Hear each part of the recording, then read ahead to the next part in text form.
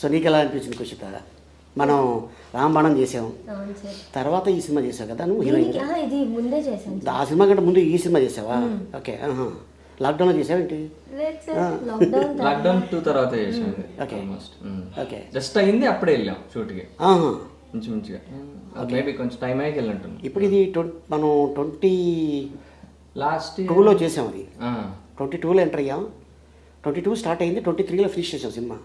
అవును సార్. అంతే కదా. తర్వాత రిలీజ్ కూడా అప్పుడే అయింది. సాంగ్ కూడా కొంచెం తర్వాత చేసాం లాస్ట్ ఇయర్. ఓకే. కాకపోతే పోస్ట్ ప్రొడక్షన్ వచ్చేసి 3 లాంగ్వేజ్లో చేశారు సార్, తమిళ్, కన్నడ, తెలుగు. నాకు చెప్పారు డైరెక్టర్ గారు, నాకు పాటలు కూడా వినిపించారు, తమిళ్, తెలుగు, కన్నడ చేస్తున్నాం సార్, ఇది చాలా మంచి కథ కాబట్టి మేము ఇలాగా కొద్దిగా ఒక స్టెప్ ఎక్కువ తీసుకున్నాం. అండ్ నిర్మాత గారు కూడా బాగా సపోర్ట్ చేశారంట.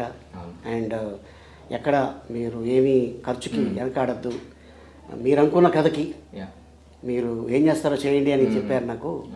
అండ్ తర్వాత యాక్చువల్గా ఈ బాబు క్యారెక్టర్ని ఇంతకుముందు ఎవరన్నా అనుకున్నారు కదా డైరెక్టర్ గారు? తెలుసు సార్ నాకు. లేదా అంటే మీ క్యారెక్టర్ కాదు, ఇందులో ఒక బాబు బుల్షిట్ గై బాబు. అవును, ఆ బాబు క్యారెక్టర్ ఎవరన్నా అనుకున్నారు, వాళ్ళు ఒప్పుకోలేదనంట. సో అంటే ఇంతకుముందు ఏమైనా యాక్ట్ చేసావా? చేశాను సార్, ముందర ఒక 2-3 మూవీస్ చేశాను సార్. ప్రేమం అని మూవీలో చిన్న క్యారెక్టర్ చేశాను, వరడు కాలంలో చేశాను. సెకండ్ లీడ్గా ప్లేబ్యాక్ అని ఒక సినిమా చేశాను, పెళ్లి కూతురు పార్టీ అని ఒకటి చేశాను. ఓకే. ఇంకా వెబ్ సిరీస్లు, షార్ట్ ఫిల్మ్లు, యూట్యూబ్లో కొంచెం. బిగ్ బాస్ చేశాను sir last season. Okay. Dance show చేశాను, బీబీ జోడి అని. అట్లా సో అట్టగా అలా ఒక్కొక్క స్టెప్ పైకి ఎక్కుతా వచ్చాను సార్. ఇప్పుడు ఇది బాబు. ఓకే. సో బాబు షూటింగ్ స్టార్ట్ అయ్యింది, పిక్చర్ కూడా ఫినిష్ అయింది, రిలీజ్కి రెడీగా ఉంది. సో మేబీ ఎనీ టైం ఏ డేట్ అయినా అనౌన్స్ చేయొచ్చు.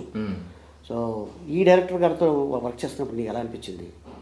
యాజ్ ఏ డైరెక్టర్గా, యాక్టర్గా నేను కాకుండా రకరకాలుగా అనిపించింది సార్. షూట్ స్టార్టింగ్ లో ఒకలా అనిపించింది, అయ్యాక ఒకలా అనిపించింది, ఇప్పుడు ఇంకోలా అనిపిస్తుంది. బట్ కష్టపడ్డారు సార్ టీం అంతా. అంటే ఆయననే కాదు, ద హోల్ టెక్నికల్ టీమ్, ఆ డిఓపి చాలా కష్టపడ్డారు సార్. ఆయన మాకు ఇంత మంచి అవుట్పుట్ రావడానికి ఆయనే మెయిన్ రీజన్ అని చెప్పగలను.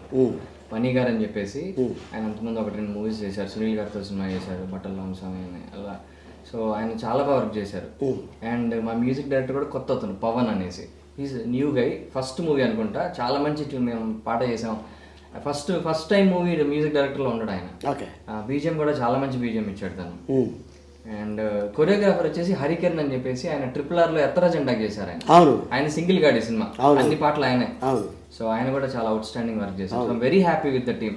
రాజు సుందరం అసిస్టెంట్ నేను అదే చూసి ఎక్కడో చూసినట్టుందని నేను అన్నాను. చాలా ఆల్మోస్ట్ ఒక 5-6 ఇయర్స్ అవుతుంది తను చూసి నేను.